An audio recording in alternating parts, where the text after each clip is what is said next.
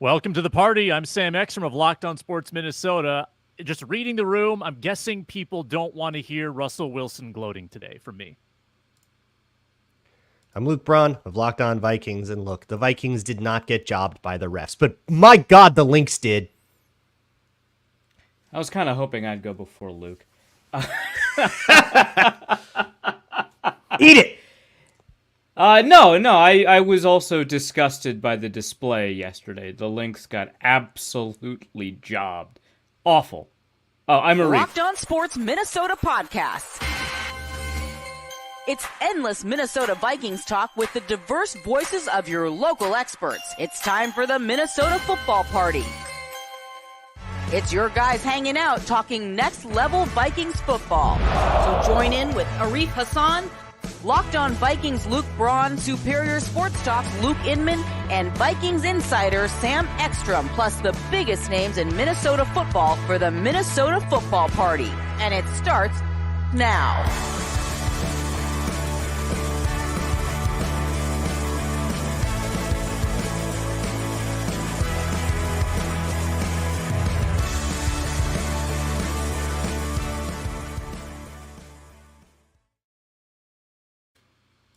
Welcome into the Minnesota Football Party on Locked On Sports Minnesota, our first losing Monday of the regular season. We're part of the Locked On Podcast Network, your team every day. Thank you for making us your first watch or listen on this Monday. For your second one, check out Locked On Vikings. Get reaction and analysis every day from Luke Braun. Wherever you get your podcasts, find our audio here in the Minnesota Football Party on the Locked On Vikings podcast feed. Today we break down a loss, gentlemen. The moments that led to the loss. Luke Braun, as someone said in the comments already, is probably going to say the word dagger about 1,000,000 times. As Probably Brian the Flores, uncalled travel, I think the uncalled travel is one of the biggest moments of the loss. Yeah. The review that didn't go their way. Correct. Yeah, we're going to blur the lines. Yesterday was not a good Minnesota sports day. Look, we're hot, all right? I'm so mad. This show is for us, not you, listeners. So you're gonna have to just sit through this one, okay? You're just gonna have to sit through some links, and I know you're all mad too, so don't complain. And yeah, if the Lynx win, we probably wake up a little happier. We're probably more rosy about the Vikings. It's okay. They'll bounce back. They're gonna win the Super Bowl. No. It sent us into everything's rigged. Nothing matters. True, Iro. Iro called out the skyline dress. Yeah, we were talking about this before the show. That's gonna go down in infamy. Yeah. That's gonna be complained about in like 30 years. We're all old and gray. We're gonna complain about it like your grandpa complains about Drew Pearson pushing off. Or hey, how about this basketball example? The frozen envelope to get Patrick Ewing to the New York Knicks. I'm just saying, it's like the same. It's Roger rigged. Goodell just ordered his Kansas City themed garb for the podium ceremony. You can wear a red after suit. the Super Bowl. It's gonna have Oklahoma Joe's on it. Yeah. Yeah. He's gonna look like Ronald McDonald. We are brought to you today by Hillsdale College. Go right now, hillsdale.edu/lockedon to enroll. There's no cost, and it's easy to get started. Let's get started with Luke Braun, Arif Hassan. I'm Sam Ekstrom. The moments that led to the loss. On the postcast yesterday with Luke Inman, Luke Braun was furious at the Vikings defense. I think you yelled dagger like Wayne Larrivee on the Packers radio broadcast. If you know, you know. There is. You know who else is going to yell dagger a lot? Sean McVay on Thursday, because it's very clear how to beat the Vikings. It's so easy. Just call dagger 15 times. Not like they're getting an elite receiver back or anything. So, Luke, are you Don't even need it. Run it to. I don't even know who's there. Has your temperature? I don't think it has. Has your temperature come down at all? It doesn't seem. No, because then I watched the links. Yeah. It was a horrible day. Daggers inflicted on a number of levels in that game. Arif, are you at the level of Luke Braun with disdain for yesterday's defense? Absolutely not. I'm not there at all. No, I mean, okay, this is, I think, an example. When I rewatched it a little bit, I think this is an example for me where I think, like, the defense mostly, I think, lost a lot of call the right play, like chess move kind of things, and it's endemic to the scheme a little bit, which speaks to what Luke is talking about. But I think Some of it is just like, yeah, I mean, you threw the perfect pass to get, that Amon-Ra St. Brown touchdown, right? Like, obviously, it's a good concept to call because the Vikings seemingly rotated to like cover 3 for like the only time in their lives. But yeah, I mean, I think that the defense is mostly fine. They got a ton of pressure. Technically, I would argue that Jared Goff performed a little bit worse against the blitz than not against the blitz. It was like 40%, 45% pressure rate. Like that, like if he's good against pressure, there's not a ton you can do, right? Whether or not you're blitzing, right? Like, so I think that the process from the defensive side was mostly good, right? You could have had a couple of better plays here or there. But like Byron Murphy giving up that touchdown was not really Byron Murphy's fault. It's almost nobody's fault. It's just you called the right play against the right defense, right? And so I'm not that upset about the defense. Plus, I mean, yeah, they gave up 31 points. They scored 6 of their own. I think from a net perspective, that's actually not bad against the league's top offense. Like, obviously, it's not an elite performance and you want an elite defense given what they've done so far. But it's not a bad performance. I do want to talk about that touchdown because people keep blaming Byron Murphy for that. That wasn't in his zone. He had the outside deep third there. That was what it looked like to me was 3 deep, 2 under, right? Was that not 3 deep, 2 under? Because I don't think he was supposed to rotate over. Right. Okay. So here's my read on it. Is I don't think it was possible for Bynum to like that is technically what his assignment would be. I don't think it was possible for him to rotate. He related to the wrong route. That's funny. If he booked it to his, I don't think he would have made it. That throw was out. Like, it was just out. So, I mean, Murphy was put in an impossible scenario where obviously he's covering Laporta on the outside. Laporta, cuts his route short, so Murphy just has to keep going, which means he has to move back in. Metellus obviously passed him off, right? I don't know that Bynum could have. I think that's just the right play. I think they just called the right play. Like, yeah, Goff held Bynum a little bit. With his eyes, but I don't know that Bynum was ever going to be able to make it there. So my thing on this, they blocked up 6 men, which is what happened to you all day, right? You send 6, yes. You got 5 men in coverage. A lot of concepts are going to beat you, but on that one, my understanding of like 3 deep, 2 under, when you're in middle third, if there is a vertical inside, if there's a vertical 2. Which there's also a vertical 1, you have to relate to that basically off the release, and you can't get moved by the quarterback's eyes, and you have to drop when you're in middle third. Bynum was playing flat-footed, which is an aggressive move. It's a brave thing to do, and you got super, super punished for that. But he was he should have been on the goal line while that thing like basically at the top of Goff's drop. Well, so I mean, that's a question. In my opinion, that's like a question of where he should be lining up pre-snap to sell the middle field open disguise, right? Like, because I think from where he is at the snap, whether or not he's flat-footed, I don't think he can get there in time from where he is at the snap. So it's really just a question of where he is before the snap, given kind of what the issues end up being on that play. Because it's a game of chicken, and he played it too hard. He's trying to sell too high. Yeah. And so, because he's on the opposite hash, and he has to, like, move it all the way up and out to the near hash in order to get anywhere in that passing lane. So, maybe Bynum could have done it better. But for me, right play right against the wrong defense. Yeah. Sure. I just don't want people to blame Byron Murphy. That wasn't on Byron. Yeah, okay, Murphy. I agree. Stop telling me it's Byron Murphy's deal. Still almost made the play. He was very close to getting there. That would have been insane. An absolutely crazy play to make.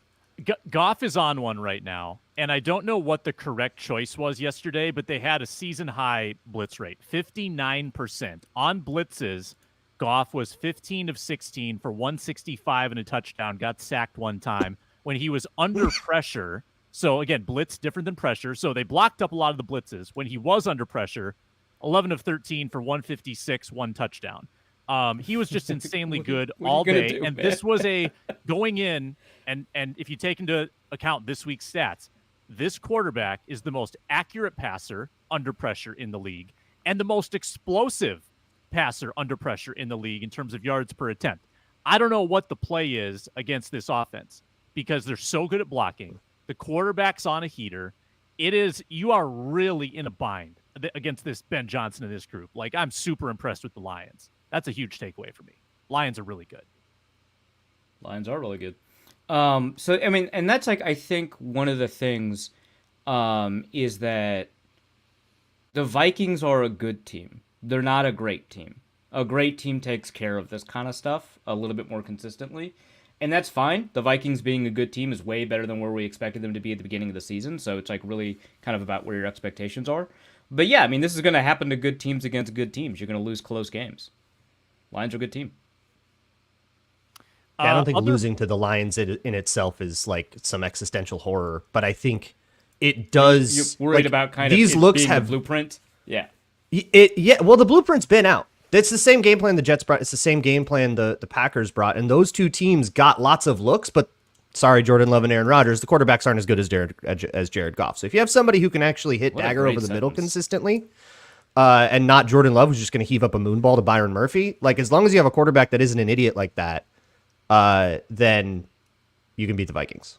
We're gonna buzz. Like I think the Rams can beat the Vikings. Whenever you say dagger, I'm gonna hit you with the buzz. Dagger, dagger, dagger. I mean, once you stop that, Sam. Okay, I'm done. Once you stop that, they're just gonna run Mills instead. So like, yeah. That's not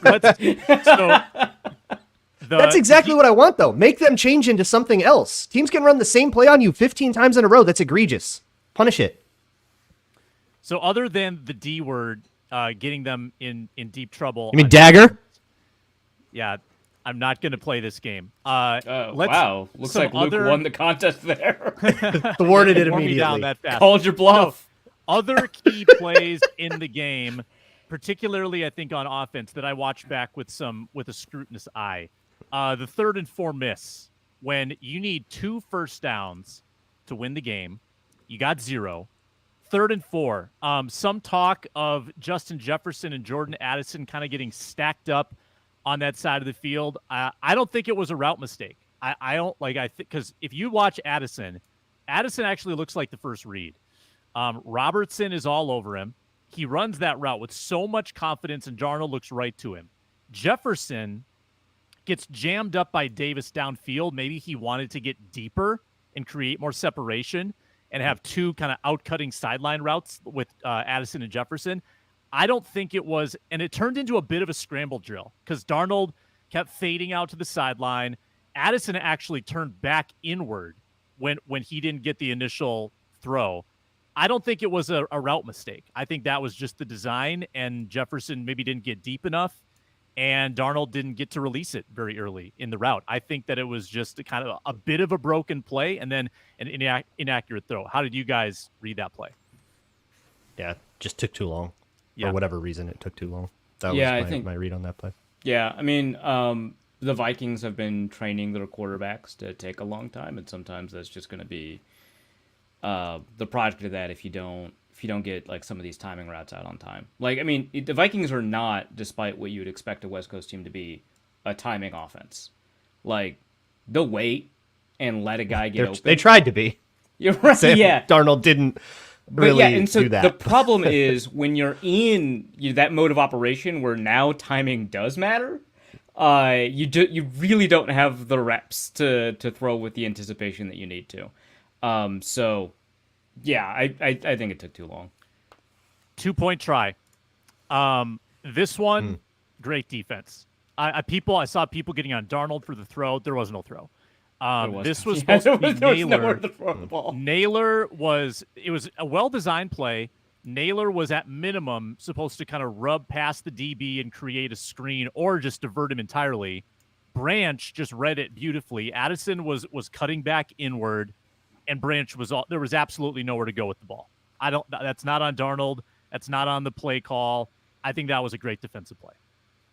I mean, you can always say it's on the play call, right? When it's a great defensive play, there's probably a different play you could have called. But yeah, no, I agree. Great defensive play. Branch had an outstanding game. He's had an outstanding month. Like defensively, his month is almost as good as Jared Goff's month has been offensively. So I don't know. It's like they got him. The Lions got him. It turned out to be a pretty big play in the game at 29-28. I don't want to steal all of them. Other singular plays that you feel like that you would want back or want to analyze further? The pick? Yeah, talk about the Yeah. pick. Huge swing in the game. Gigantic swing. Yeah, I mean, like... And into it. Saw a look. Yeah. They knew what the Vikings were attempting to do. I think broadly, conceptually, I don't know about like the specific play or anything like that. But yeah, they knew what the Vikings were going to try to do, generally speaking. And they baited it a little bit. Like, yeah, Darnold's going to do some stupid stuff throughout the game, generally. And I kind of wished it was just only that pick, but, that middle of the field throw at the very end of the game, I think is part of it. But I think that, he didn't see the out, but I think that generally speaking, the way the Lions run their defense is that defender is usually not there. And so he just needs to read the field and not just kind of assume what's going to be happening, because defenses are always going to be changing it up if you're not the Vikings defense.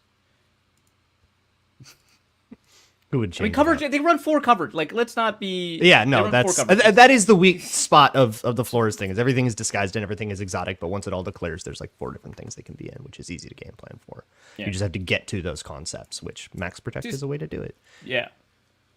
I'm gonna say somebody in the chat was talking about operational issues. Yeah, how about not getting your play in the first half, blowing a timeout, blowing another one on defense, being in the wrong look, and then another one on a missed challenge, not having any timeouts for the end of the half. 30 seconds. If you had 2 timeouts, you had field position, 2 first downs, you have it, right? You've got it. You're kicking a long one, and Reichard's nails on these, I guess. But this is now a consistent problem with every Kevin O'Connell offense. It felt a little bit worse with Kirk. And Kirk is having similar issues in Atlanta, so I think that compounded. But they're up against the play clock all the time, and it's part of having long play calls and wanting to do motion and then an alert and then a can and then there's so much stuff that O'Connell wants to do. Maybe you need a little bit of self-editing so you can get that thing in on time and not have to blow your timeouts or get delay of game penalties. Yeah, yep. There's just like an approach some offensive coordinators, just some quarterbacks like Aaron Rodgers likes to go to the end of the clock. It's just like an approach that you have, and if that's your approach, you need to have better plans for when things start. Like, you're calling 2 plays in the huddle, well, then you got to get out of the huddle faster, that kind of stuff. So, yeah, I'm surprised that becomes an issue as often as it does, which is not an issue every single play or anything like that, but it shouldn't be an issue as often as it is, because that's your style, and so you should be prepared for that kind of thing much more consistently than you are. Alex Carpenter, they do have a wristband. Darnold, you could see it yesterday. Darnold's in the huddle. He had the wristband. He had the plays. Couple others. I do wonder too. With on that, I do wonder with all the stuff they do at the line with motion, and then a lot of times they'll do a motion. They look for an indicator, and then they'll maybe change the play based on that indicator and do can't. That's a lot of stuff to do. O-line has to stay in their stance for a long time. I wonder if that contributes to how many false starts there are. Yeah, also, unrelated. Yeah, that reminds me, it's unrelated to that, although a little bit related because the motion will change things, is I don't know who's calling protections now, because, when it was Cousins, it was Cousins, right? Like, Bradbury was there, he helped, but it was Cousins who was calling protections. Cousins had final say, but he usually didn't use it. He let Bradbury do it. Bradbury did a lot. Yeah, but it was like, Cousins had the final. I don't know how responsibility much... for you. Yeah, the buck stops with him. I don't know how much is on Darnold, but it would have been interesting to kind of find out, right? Because that final sack was a protection issue, right? It was about who called what protection and whether or not it was communicated to Ed Ingram or anything like that. So, I don't know, just kind of curious, because it pops up every game once or twice where it's like, hey, that's like a protection issue. Who's responsible for that? And I genuinely don't know. Final 2 plays of the game. Obviously, a long shot at this point, though. It would have been so much fun to see Will Reichard try from 68. Sounds like they were willing to do that. But a loophole may be discovered here in the rule book. So the Vikings were not subjected to a runoff with a second to go, which in theory could mean in a hurry-up situation, you could run the center and the quarterback up to the line, and as long as the other 9 guys are set, you could snap the ball, take a 5-yard penalty, and not have the runoff. I think I'm interpreting that correctly. That's what the rule. That's what Blandino came on and said, that if you're set, if you're out of position illegally but set, right, it's no not runoff. a shift, and so it's not a runoff. Yeah. In the rule book, it does say any other intentional foul that causes the clock to stop. So I do think they give the refs leeway to just be like, nah, you can't do that. Yeah. Yeah, that seems very stupid. I mean, they do allow stupid loopholes from time to time. But yeah, I think it's also kind of difficult for in a hurry up situation for you to ask 9 guys not to move.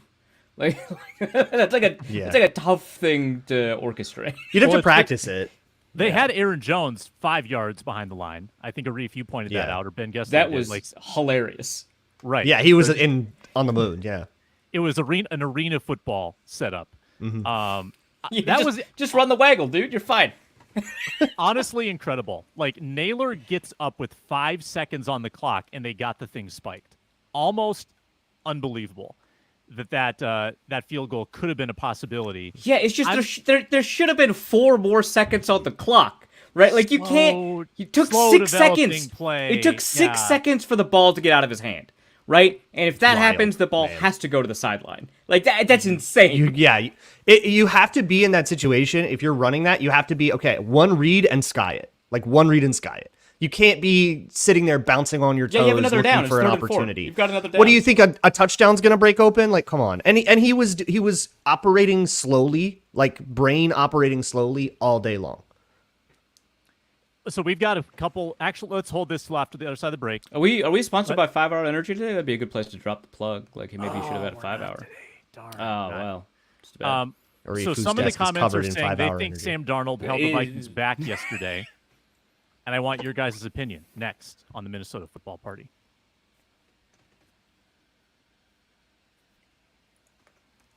This show is sponsored today by BetterHelp. Halloween lets us have some fun with what scares us, but sometimes the things that scare us involve more than zombies and ghosts. Therapy is a great tool for facing your fears and finding ways to overcome them.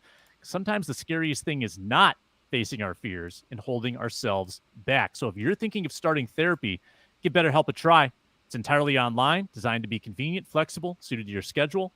Fill out a brief questionnaire, get matched with a licensed therapist, and switch therapists anytime for no additional charge. Make it extremely convenient for you so you can overcome your fears with BetterHelp. Visit BetterHelp.com/lockedon today to get 10% off your first month. BetterHelp, HELP.com/locked on. We're also presented by Hillsdale College. Time is our most precious commodity, so don't waste it scrolling through the same mind-numbing content for hours and hours. How can you spend it wisely to improve yourself? Our sponsor, Hillsdale College, is offering more than 40 free online courses, including Introduction to Free Market Economics, The Rise and Fall of the Roman Republic. That sounds interesting. All of Hillsdale's courses are self-paced so that you can start whenever and tune in wherever. Plus, you can go deeper with readings, quizzes, discussions, or just enjoy the lectures. Go right now to hillsdale.edu/lockedon to enroll. There's no cost. It's easy to get started. That's hillsdale.edu/lockedon to register. Hillsdale.edu/lockedon. The question posed before the break, did Sam Darnold hold the Vikings back yesterday? 1 pick, 4 big-time throws per PFF. Luke Braun thinks the brain was moving a little slowly. Took some bad sacks, very ill-timed. So think about the second half, or late in the first half, early second half, I should say. So the Lions, by contrast, scored on 2 big third downs. They scored touchdowns on a 3rd and 7, 3rd and 6. By contrast, Sam Darnold basically took sacks that knocked the Vikings out of manageable third downs, and the Vikings settled for a couple field goals in that second half, which I thought was kind of a sneaky turn in the game. What were your overall thoughts, Arif, on Darnold's day? So I wrote this in my piece covering the game, which was that if you had substituted in last year's, not this year's, last year's Kirk Cousins, 1-for-1 with Sam Darnold, yeah, they probably would have won the game. But that's not really fair. Sam Darnold is massively outplaying his contract. And if it wasn't for Sam Darnold's contract, you wouldn't have been able to afford Stephon Gilmore or Jonathan Bernard, or whatever combination of excellent defensive players the Vikings signed, right? Did Sam Darnold live up to what the Vikings asked him to do? I think so. Also, I don't know if the box score has been fixed yet, but I think he only took 3 sacks. The box score, I think, says 4. There was one that could have been interpreted as a scramble. It was like a 0-yard sack. Right. If you watch... No. But here's the thing. If you watch where the ref placed the ball and where the yardage marker to the sticks is, the refs acted like it was a 1-yard game. The official scorer got it wrong because the ball was advanced. And so that should have been, and the score bug on the screen got it wrong because they said it was 3rd and 7. The play-by-play got it wrong because they said it was 3rd and 7. But they were 6 yards away from the down marker. And it's unambiguous. It's not like a long 6, right? So was that like a bad scramble to take? I don't know. But think about this. He had 4 scrambles for like 30 yards, right? like, okay, did he take bad sacks? I don't know. Maybe he took, quote unquote, 4 sacks for 15 yards. He also had like 5 scrambles for 30 yards or more. Actually, I think he averaged like 9.8 per scramble, something like that. So he got out more and he generated more yards on the ground than he lost due to sacks, right? And maybe he shouldn't have had to scramble a couple of times. Maybe he was holding on to the ball too long, and so he forced himself into a position where he scrambles. Maybe. That's fair. But he generated a bunch of... He got 3 first downs on 5 scrambles. Like, I think that in response to pressure, whether or not he created it, and I think primarily he created it, because I think the offensive line actually played outstandingly, given the amount of time in the pocket. Like, you take a look at all the pressures or all the sacks, and the amount of time it takes for a pressure to appear. Like, Brian O'Neill's recovery, like, Brian O'Neill might have lost off the snap once or twice, and he recovered really excellently, right? I think that most of the pressure might have been Darnold's fault. I think he got out of it really well. And so I don't know that he held the team back. That's the only area where you can really say he held the team back a ton. Like, obviously, he threw that pick. You don't want that. But he had, like, an over 100 passer rating. He had over, like, 9 yards an attempt. Like, I think his average yards per play, scramble sacks included, is, like, over 6. Like...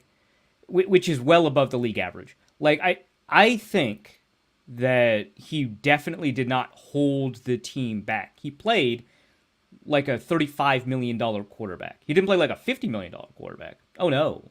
But he played really well. Yeah, I don't have a ton to add to that. Like, once the ball was out of his hand, I think the worst of Sam Darnold's day was behind him.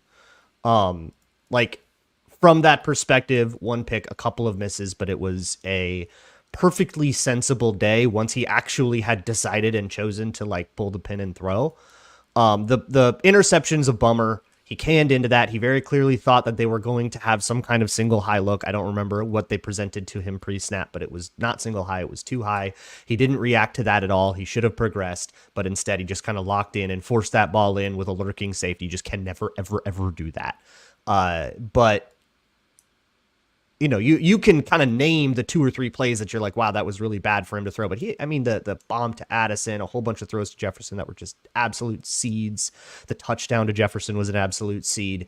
So there was still a lot of good stuff. Honestly, it's the same Darnold that it's always been. I don't know if this is like, oh, he's turned into a pumpkin. Like, nah, this is the same guy. It just mattered this time.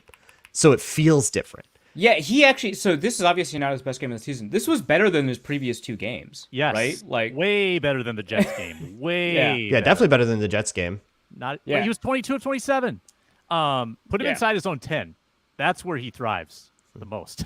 Yeah, right. 3 bombs this year in the shadow of his... Because nobody... Got him right where you want him. Nobody on defense is expecting anything but a run when you're backed up that way. So they're all going to do single high, and Kevin O'Connell's like, all right, post route to the moon. Jesus Christ. Yeah, that was awesome. We've got the ref debate going on. I thought both teams were equally sloppy pre-snap. I didn't think there was a lot of egregious misses, and I disagree. I think, who was it? There were 2 blown change of possession calls. Well, one of them got reversed correctly. And I assume the other one you're saying was the Phillips strip, which was not. That was the correct call made. I don't think there was anything of that nature. And call stood. That was egregious. Yeah, that one was. It was tight. I thought it was like I understood the challenge, but then you get to like the one frame where you're like, nope, okay, yeah, there it is. It is shoulders down and the ball's still not out. I think the only call that I really had an issue with was the non-roughing the passer on Sam Darnold because of what they called Ed Ingram on holding. I don't think there was holding at all on that play. Ingram got bowled over. It was a terrible rep. But I don't think there was any like tugging down on that play. And I think he just dove low into the quarterback. And then you had a really similar situation with Ivan Pace later, where he kind of just like fell through a block. There was also no holding, but they did call it roughing on him. I was bothered by that, but otherwise, I don't know. I didn't find anything to be like too egregious. A lot of those are judgment calls, and you're going to get some, you're not going to get some. That's the nature of it. Yeah. Also, someone in the chat, Macho, of course it is, sort of waiting for JJ's mega superstar game this season. He's third in yards per game this year. Like among like quietly. What are you asking for? Plus, I believe he leads the league in receiving penalty yardage, not DPI yardage, because most of it's coming on like illegal contact and holding, but it's some DPI yardage. So like, I think if you probably, and I haven't checked, I'm sure FTN Fantasy has this, but if you combine penalty yardage and receiving yardage, pretty confident he probably leads the league in yards per game. So, come on, what do you want? Jefferson was fantastic yesterday. Caught everything. People are upset he didn't get targeted more late. Maybe I was upset because I did maybe place a live. It's not a bet. It was a live more than a live daily fantasy play. Right. In the middle of a game. Of I think it was 9.5 receptions, and I placed it at the half, and he had like 7 or something like that. I didn't get there. I was like, oh my god, really? God. Yeah. So he did not meet his projection, which was I think 94, and it changed so dramatically because it opened at like 84, right, which is where I took it, and obviously I didn't meet because he had 81. But yeah, it moved all the way because his history against the Lions is like 120, 140, 190. That's why Inman took an alt line on FanDuel. 125. On this 125. Yeah, but I took it at 81 or 84, and he got 81, so we didn't get there. But hey, remember that toe tap that actually he didn't catch it, but the ref just kind of assumed, and it didn't matter either way because there was a penalty on the play. I love that. I thought it was good, I thought that was a good. I thought he got that. I thought his left foot was down right when he got possession, moment where he came up late enough. Yeah. The announcers kind of saw the replay not the way I did. They were saying no, not a catch, but I think that would have counted for another 10. I disagreed with the broadcast there. I think it was great. Broadcast had some weird moments. Greg Olson was very worried about the Lions being not enough in a hurry when there was like 2:30 left with 2 timeouts. That was weird. It was like, this is pretty normal. What? This is like what modern football teams do all the time. In 2004, that's not enough time. Maybe you got to be in a hurry. Yeah. I was so weirded out by that. I was like, the 2-minute warning hasn't even happened. What are you talking about? A couple very important plays were not replayed either. The 2-point conversion, and I think the 3rd and 4 at the end was not replayed. A little bit harder to tell what was going on there. That and some sacks occurred right before commercial breaks, and so you couldn't get replays. I was very annoyed by that. Okay, globally, Vikings and Lions. We think the Vikings are right there with Detroit, or do we think that Detroit has established themselves as a clear-cut leader in this division and conference? Or do you see won 4 in a row on us, man? Try beating them. Yeah, I mean, okay, so the Lions are a better team. I think it's like really, really marginal. Like, the two teams played it extremely close, not just on the scoreboard, I think by like every metric that you could produce, whether it's like box score or advanced, they're extremely close. One or two things go another way, the Vikings win. But the Lions have earned every bragging right in this nascent rivalry, right? There's no, until the Vikings do it, it's the Lions, right? But like in terms of quality for quality, if you put them up against the exact same schedule, which is kind of what's happening every year, right? The Vikings and the Lions, 50-50 essentially in terms of who's going to come out ahead. So yeah, the Lions are a slightly better team, maybe. That could change in 3 weeks. So it's too close. Like if they're about to match up in the playoffs, you're not going to just go, oh yeah, Lions have that win circled. Like it's going to be a game that you're going to have to that probably figures to be pretty good. Like people are going to be excited about that Week 18 game, but yeah, I don't really know what leg the Vikings have to stand on to say that they're actually better when they've dropped 4 in a row. This has got to be the longest winning streak the Lions have ever had on the Vikings, right? Remember in the and maybe 62. It was like it's 60. Yeah, I was gonna say, except when they were like an expansion team. Yeah. Lions right now have, I think, an edge in running game. I think they have an edge in like basically every offensive area over the Vikings. Now defense, I think you give the Vikings maybe a little bit of an edge in the secondary. In the Lions special teams plays cleaner. Like when I think it through position by position, phase by phase, I like the Lions more, man, in just about every area. Now, they don't have Jefferson, but Amon-Ra is a pretty close. I mean, 8 for 112 and a TD yesterday, a couple of good contested catches. There are not a lot of weaknesses, as Brian Flores pointed out. Flores was right. Yeah, if only he gave them the respect they deserve. Where's Key? Where's our guy? Yeah, where's the guy? Come back this is his shining moment. There are plenty of Lions fans chirping. For whatever it's worth, as a proxy for the general public's opinion, FanDuel's division odds: Detroit Lions plus 120, Minnesota Vikings plus 195. Which flip flops. Those were flipped. Which is going into yesterday. A slight but undeniable edge. Lions having the tiebreaker in hand with the home game remaining also is a pretty significant That's factor. pretty much it. Yeah. Yeah. Like way ahead the Lions are in Super Bowl odds. If you want to like general it out more, the Lions are plus 750 in Super Bowl odds, with the Vikings falling to plus 1700. I wouldn't be surprised if the way that that's priced is like one could interpret those odds to mean that with a completely blank slate, the Vikings are a better team, but the Lions have structural advantages in that they've got that win, and then their next game is at home, so they have the tie. It sounds like basically that's just a tiebreaker odd. Yeah, well, and I think that the Super Bowl odds, the reason I look at those sometimes is because those are going to be affected more by people who didn't watch this game. So it kind of is like influenced a little bit more by just like the vibe of narratives. And I think the Lions are far more popular than the Vikings are. Everybody's waiting for the Vikings to fall apart. Yeah, they love it every year. It's everyone's Christmas. How disconcerting is this?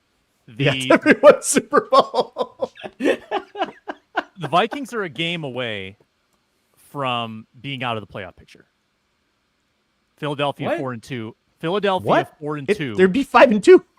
No, the Vikings are one game ahead of the 8th place team who is out of the playoffs. That's Philly. Like that. Do you understand? Oh, you mean like out of playoff position? Because when you say playoff picture, I'm thinking like in the hunt graphics too. Out of the bracket. Right. Yeah, out of the current bracket. Yeah, okay. Vikings are only one game clear of Philly, who is 8th. That's just how big yesterday's result is. Is that now you're in the mix with all of the wannabes, all of the on the bubbles, all the teams that we kind of have declared, like the Falcons aren't very good. Now the Seahawks are frauds. You're with them. Like now you have to rise up again to separate yourself. The thing that gives me comfort, the thing that gives me comfort is that the Seahawks are frauds and the Eagles aren't good. So I'm not too worried. Yeah, commies are winning that division. That's also I think being in the first half of the season, that kind of stuff will happen. Like these things will separate with a month or two more worth of games. Packers win again. They're half a game back. Bears on a bye. They're one game back. What a division, dude. Jesus Christ. It's a good division. 4 playoff teams, definitely a possibility. When we return, I appreciate being the team that wasn't supposed to be here. We're ruining their season. Yeah, no, that's true. We're playing spoiler. Yeah. And there's nothing like this is what Eagles fans were like embracing with the stupid dog masks and everything like that. When they stopped being underdogs, they still wore them. Is that it is so fun to be the annoying pest that just ruins it for everybody else. We have nothing we don't need anything out of this year. You need everything. This is your chance. I implore the Vikings to bring back TJ Hockenson stat. That's next. Implore.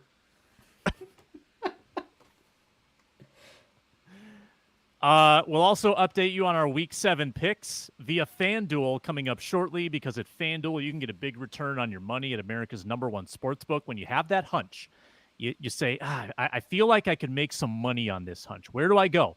Well, new customers at FanDuel can make a $5 wager, and whether the hunch pays off or not, whether you win, you lose, you push, you get $200 in bonus bets guaranteed. $200 that you can have some serious fun with. You could do like $20, $10 parlays and try to get lucky. Win a big number. FanDuel.com. Braun gave you the division odds. You can bet on that. He gave you the Super Bowl odds. You can bet on that. Great futures markets at FanDuel, America's #1 sportsbook. Make every moment more. Bet 5, get 200 today. Game time. Hockenson did not play, and we thought he would. I think we sat here on Thursday. We projected that he would suit up. He did not. If he does play against the Rams, I'm confused. Now, if they come out and say, "Hey, the trainers advised 3 extra us," days of rest, that's confusing.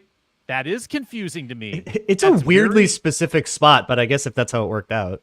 Yeah, if they say out loud, man. if they say we didn't want to stress his knee twice in 4 days or twice in 5, is it 4 days or 5? Oh, that actually makes a lot of sense. Twice in 5.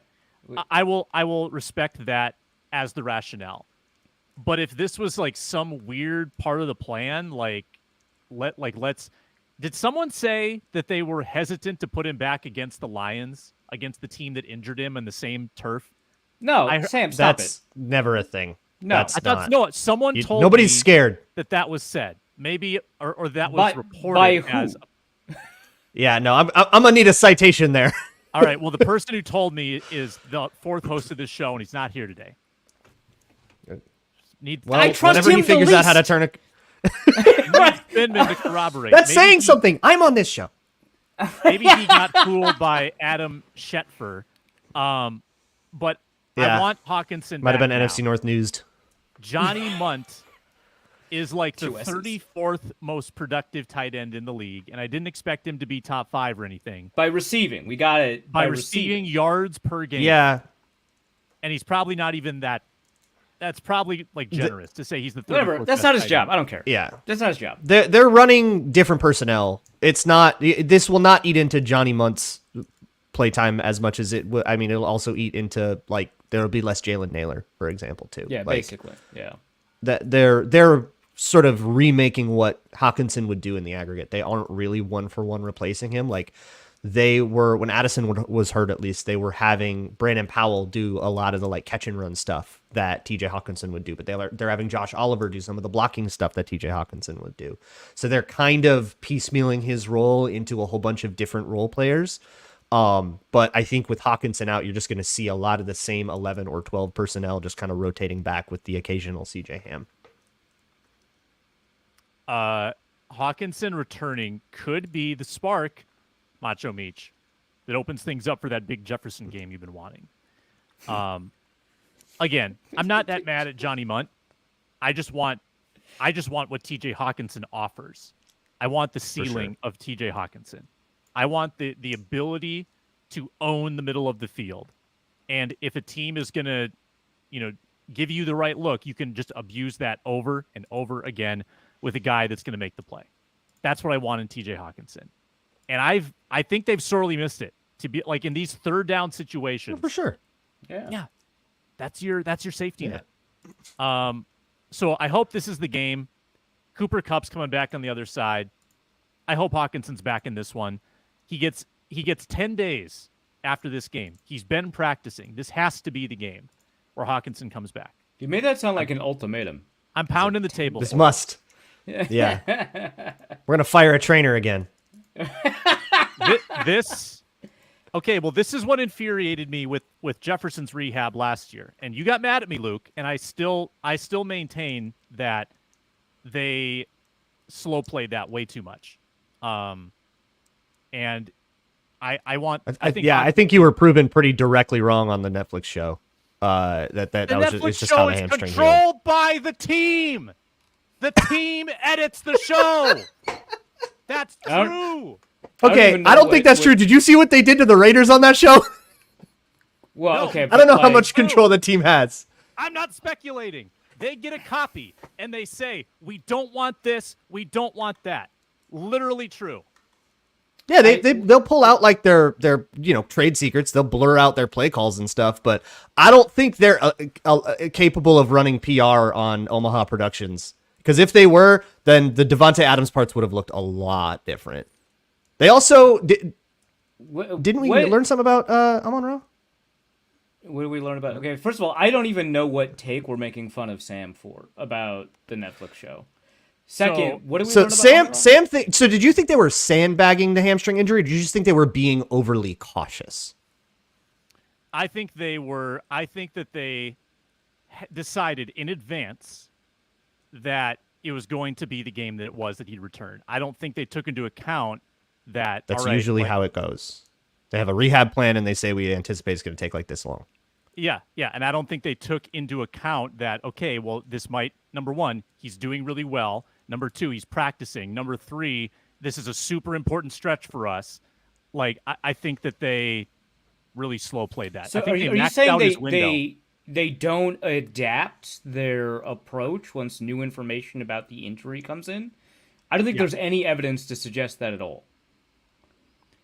Go back to that time and like follow the path, follow all the quotes, follow the injury reports, and it was just all the breadcrumbs. All the breadcrumbs, and I thought it was a little frustrating. Yeah, you it's left us. Yeah, Storm's coming. Sam X Storm. I love getting Braun because Braun is all like, oh, the team's so like upstanding about all things injuries. I think we get conspiracy theories a lot. All right. Now, let me respond to that. Get out of here with that. Okay. The team lies to you all the time. That's part of it. But we get into a lot of conspiracy theories. Here's what was going on back then. I remember that. People thought that they were sandbagging it because of the contract. And if you thought they were just being too slow, that's more of a judgment call thing, which is really hard to say because you have about 5% of the information you'd need to actually make a decision there. But the narrative was, oh, he's not even gonna come back. He's gonna. This is really it's another ear infection, right? It's another ear infection. The ear infection that you bought hook, line, and sinker, Braun. You still think, and I still do. I still do. Absolutely. And then he had an ankle thing after that, right? His back flared up. Or back, yeah. Back. Oh. Why don't you suit up and see how your back does? Come on, man. He wasn't doing anything. He had an ear infection. He wasn't. Which affects your Let's balance. go. Get on the sled. Come on, man. These guys are lying. Here's the deal. I will never call into question the toughness or legitimacy of anyone's injury until somebody literally says, oh, yeah. Until we get like, no, Paul Pierce did have to poop. Until we get like full-on direct confirmation, I'm sorry, I don't weigh enough to do that. What's funny is that sometimes like former players get it wrong too. Like, I don't know if you ever remember watching like the Jay Cutler the time he was in the NFC Championship game and he had to like leave the game or whatever, right? And like it turns out he just the ACL injury. Right? Yeah, he fully tore the ligaments in his knee, and he just didn't look like he was in pain. And so a bunch of former players were calling him out for being a wimp, for being a sissy, for being words that I can't say on live air. And they're like, I've had knee injuries and I've gone back in. And then it came out later that not only did he fully tear all like the ligaments in his knee, but he was in so much pain it was blinding, and he still tried to get back in the game. Like, it is insane to me the way that we talk about these players and the way that they handle these injuries and how much we question whether or not they want to come back. That's beyond me. Hockenson wanted to come back, and I bet if it made sense for him to play against the Lions in any capacity, he would have. The idea that it is suspicious that he would be ready for one game and not the other when one game is later than the other is absurd to me. Absurd. Okay, so you're suggesting that yes, he practices whatever you're about to say, yes. He practices before London. Correct. Then has another week. Correct. Then practices the whole week up to the Lions game. Yes. So if he plays Thursday, you don't think he could have played Sunday? I'm sure he could have played Sunday, and it would have increased his likelihood for injury, or would have made him less effective, or there was another reason it didn't make sense for him to play in a division game against a rival that's going to have the same record as you. Yeah, I think the Vikings would have liked to have him for the game, Sam. Is your conspiracy, Sam, that they were scared of Kirby Joseph? Because I'm sorry, that's not how the NFL works, man. No, that's Luke Inman's conspiracy. That was Spinman's. Oh, okay. That was Spinman's report. He's not here to defend himself, so I'm not going to further that notion. But that's what I was told. Yeah, that's just not how it goes. That's not. Well, I don't think it is either. That would have reality. made me even more. That would have maybe even more been more fishy. That was spirited. Great minds battling it out. Somebody was battling it out. I respect people's knees. I really do. Next time, but not people's backs. We know that. Oh, we had not people's ears. Not people's ears specifically when they're negotiating a contract. So we had bets. I was profitable, and you all lost money. So I won on the Chiefs. Blew $70 on. Oh, we got him going. On Whatever, I'm second. I don't care. Oh, beautiful. Arif, you are you second lost, now? Yeah. Arif is second. Luke fell past you. $36 in profit. The two Lukes, a combined 0 for 4. But Inman lost a little more money than you did, Braun. So you're closing in. I mean, Braun, you're 52 shy of Inman, and you're about 118 shy of Arif. So not a good week for you guys. Inman lost on Giants and Jefferson alt yards. Braun lost Montgomery TD, and Broncos Saints under, which came down. That was I was so mad. Oh my God, was I mad about that beat? They were 9 points away. They were 2 scores away with 4 minutes to go in that game, and you get a defensive touchdown, and then Jake freaking Hayner, really? Jake Hayner comes in and throws you one just for no reason, just to spite me specifically. Saints, you're on the list. I was so tilted, dude. Their third backup put him off. Come on, man. Jake Hayner, really? I'm sorry. Next time I'll respect Jake Hayner. I've learned my lesson, truly. You doubted Bo Nix. You doubted Sean Payton. You doubted. Well, no. I think he was kind of right to doubt Bo Nix and Sean Payton. I think that the game kind of bore that out a little bit. How about Russell? I doubted the combination of Bo Nix and Spencer Rattler. How about Russell Wilson? Yes. He's been waiting on this. We got him all riled up, and now he gets to go. No. The whole show. Passer rating, 140 for Russell Wilson. Let's just check now. What was Sam Darnold's passer rating? It's like over 100. What are you doing? Well, like 37 less than Russell Wilson. 37 less. So Russ, this is great. This is great. The Russell Wilson victory lap is engaged, and we've got. I'm still like way ahead on this bet, by the way. Wait, you need total yards, don't you? You're cooked, man. No, we're not going on volume. Arif said we are. Well, yes, we are. Like very specifically, we said we were. Yeah, it was like total expected points and total adjusted net yards. What are you talking about, Sam? It being volume was part of why Arif took the deal.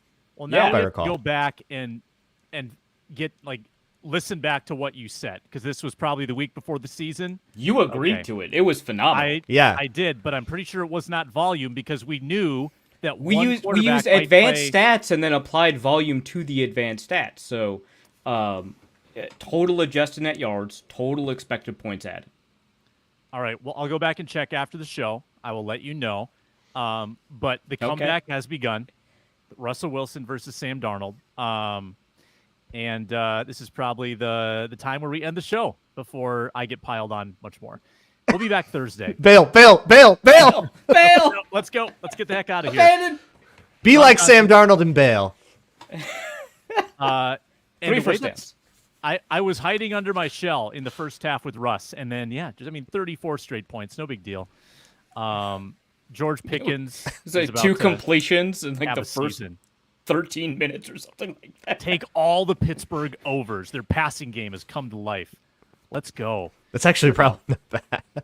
Yeah. I mean, this is all the Lynx. This is all the Lynx' fault. The fact that I'm accusing people of basically sandbagging injuries that I'm gloating this much in such a conceited way. This is all Link's scar tissue from last night. True. I'm really not this bitter of a person. For all of us, truly. What is it? What is the little message that's on the dashboard of your car, Sam? Do you remember that? What, find the gold in people? Yeah, I think. that was it. Anybody can find the dirt, be the one that finds the gold. Yeah. What's this about, Sam? Nice little proverb. TJ Hockenson had an ear infection. I'm sure he was on antibiotics for weeks and weeks and weeks, and it just so happened that it coincided with his contract extension. Yeah. He wanted to come back in. If anybody held him out, it was the coaches. How fortuitous. The ENT, the ear, nose, and throat doctor in building, just wouldn't let him. Gotta listen Did to you those look at guys. it? Did you look at his ear? Did you see it? What'd you see? Yeah. No. What's it like in there? Nothing to see there. Well, I'm not going to get. I almost made a political comment about ears that I shouldn't have made. We better stop now. On the Minnesota Football Party, part of Locked On Sports Minnesota and the Locked On Podcast Network, your team every day. See ya.